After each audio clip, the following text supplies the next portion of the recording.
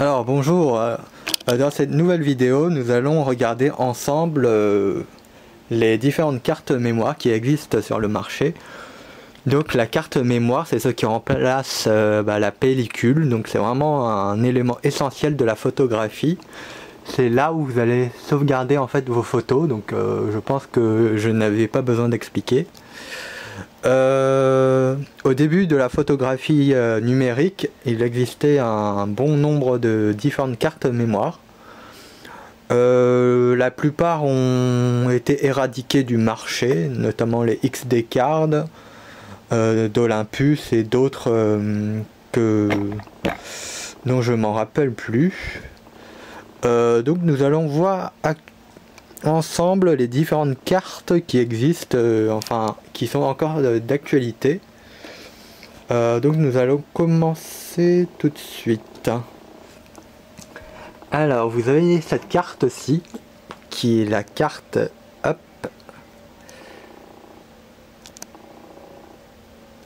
J'arrive pas à faire la musique.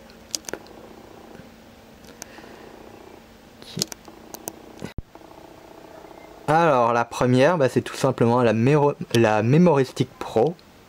Donc c'est une carte qui a été mise en place par Sony et également SanDisk. Donc c'est les deux créateurs en fait de la Memoristic. Elle a été très présente dans les années 2000 dans la plupart des appareils Sony, donc que ce soit la PSP, que ce soit les appareils photo de type compact. Voilà la version Pro. Ensuite Sony a innové, ils ont créé une deuxième version qui s'appelle la Memoristic Pro Duo. Donc c'est une version qui est plus petite en fait. Donc c'est celle-là. Donc qui remplace en fait la grande version. Donc il y a des adaptateurs que j'ai pas ici, qui permettent en fait de mettre qui permet aussi de remplacer la grande. Donc c'est un adaptateur comme ça et vous glissez en fait la petite dedans. Donc elle existe jusqu'à la capacité de 32 Go il me semble, voire plus maintenant. Il y avait des marques alternatives qui proposaient cette carte mais pas beaucoup. Donc il y avait Lexar, j'en ai une d'ailleurs. Le problème de ces cartes, c'est qu'à l'époque ça coûtait vraiment très cher et donc c'était vraiment un moins pour Sony, un argument négatif pour ne pas acheter leur appareil en fait, parce que la plupart des autres constructeurs avaient déjà adapté le format SD. Donc les bons plans, c'est justement d'acheter sur eBay, mais c'est un mauvais plan. J'en ai acheté une de 16 Go. Donc en fait elle ressemble à tout point à une vraie, mais en fait c'est une contrefaçon. Donc de toute façon on pouvait s'y attendre, hein, sur eBay. Il faut surtout pas acheter des cartes mémoire en tout cas. La plupart du temps c'est des contrefaçons, surtout si le prix est très attractif. Donc elle est vraiment similaire à la version originale. Marque 2, c'est pas un signe de contrefaçon en fait, c'est que c'est la deuxième version. Elle a un gain de vitesse en fait, sauf que cette contrefaçon elle ne vaut rien en fait. Elle a même pas tenu un mois en fait, après la carte elle a lâché. Je l'ai pas beaucoup utilisée heureusement. Donc ils ont carrément réussi à recopier l'emballage Sony point par point, même avec le petit filigrane. Donc on peut voir par contre quelques fautes d'orthographe, hein, comme d'habitude quoi. Donc voilà les Memoristic. Donc actuellement elles sont plus trop sur le marché. Sony a enfin décidé d'adopter également le format SD. Donc la plupart des appareils Sony désormais ont un double slot. Voilà. Donc voici un compact TX7 de chez Sony. Donc comme je disais, il y a un slot pour mettre une Memoristic Duo comme celle-là. Hop.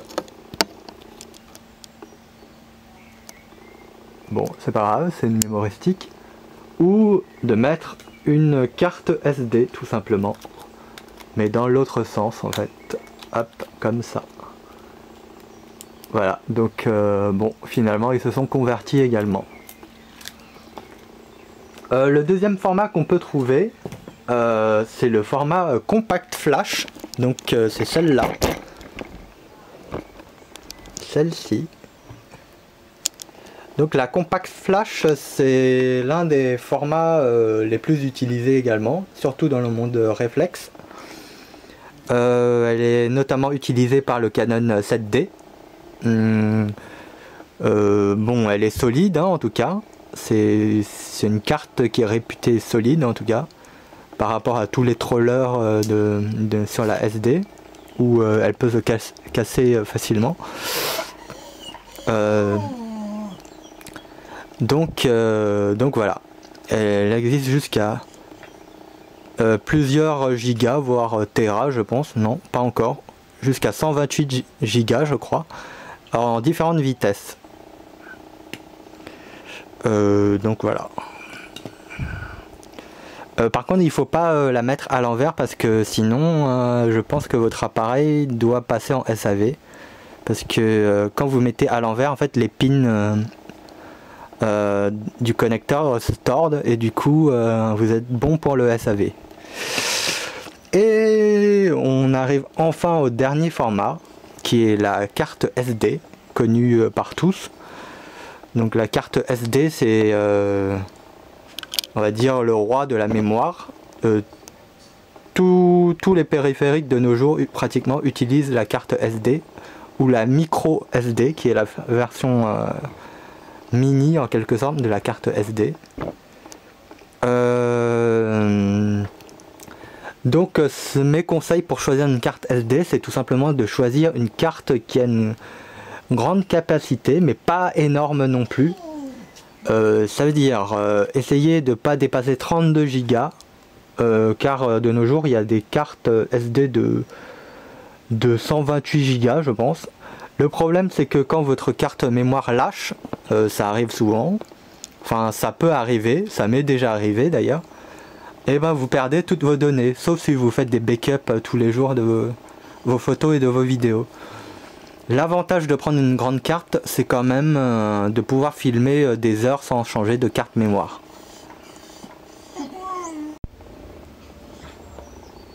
Alors, cette carte dispose également d'un lock qui vous permet en fait de verrouiller la carte en écriture.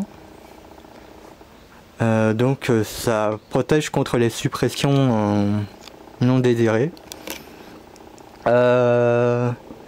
Donc j'ai parlé de la taille.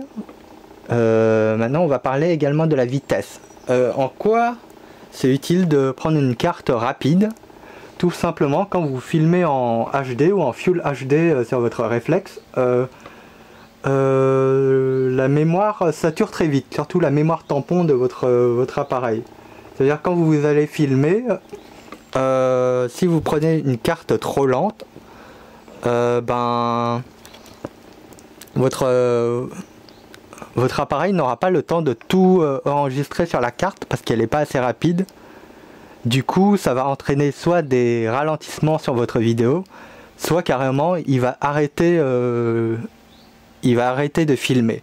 Vous avez sans doute déjà vu par exemple dans le 550D une petite barre qui se remplit, une barre rouge, c'est la mémoire tampon, et dès qu'elle est remplie, ben, elle arrête l'enregistrement. Du coup parfois certains demandent pourquoi dès qu'on filme 5 minutes la vidéo s'arrête. C'est tout simplement que votre carte mémoire est trop lente pour filmer. Donc si vous achetez une carte mémoire plus rapide, normalement vous aurez plus ce problème. Et vous pouvez normalement filmer 30 minutes vu que c'est la limite maximale du boîtier en général, sans avoir de coupure en quelque sorte.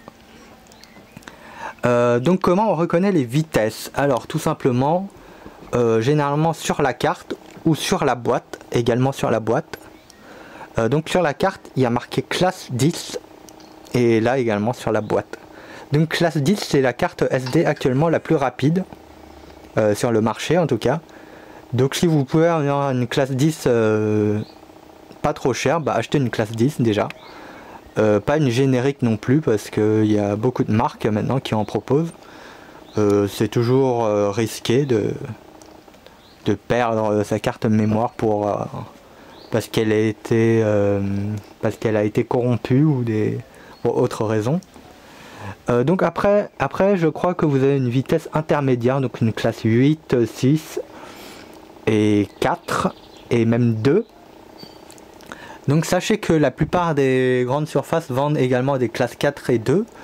Donc celles-ci ne permettent pas trop de filmer en Full HD. J'ai déjà essayé, j'ai bien la barre rouge qui se remplit assez vite. Pour des cartes en général de qualité, donc des SanDisk quand même. C'était celle-ci je crois. Voilà, celle-ci. Donc celle-ci c'est bien une classe 4, vous voyez. Donc elle est quand même un peu plus lente. Donc celle-là c'est la meilleure qu'on... Enfin moi je trouve que c'est la meilleure qu'on puisse trouver. Donc si vous pouvez avoir celle-là, c'est vraiment merveilleux.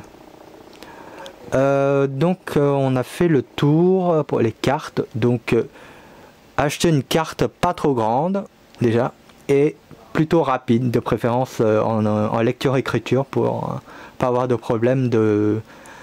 D'ailleurs j'en ai pas parlé, mais ça peut avoir des problèmes également pour la rafale haute vitesse qu'on avait déjà vu. Je sais que le 7D peut shooter jusqu'à 8 images secondes. Donc si par exemple vous avez une SD classe 2, ben, je pense que vous allez avoir des petites latences d'enregistrement aussi. C'est-à-dire que ça veut dire que la petite LED ici là, oups, la petite LED qui est oups. Voilà. La petite LED qui est ici va clignoter en rouge, ça veut dire que votre carte est toujours en train d'écrire alors que elle est censée avoir fini depuis longtemps.